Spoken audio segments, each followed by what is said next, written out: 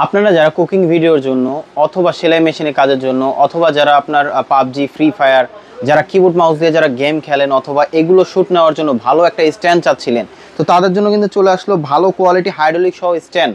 যে স্ট্যান্ডটার মাধ্যমে আপনার সবভাবে খুব সুন্দরভাবে আপনি ভিডিও করতে পারবেন। যারা কিনা মেকআপের কাজ করেন তারাও কিন্তু আপনি এই স্ট্যান্ডটা ইউজ করতে পারবেন।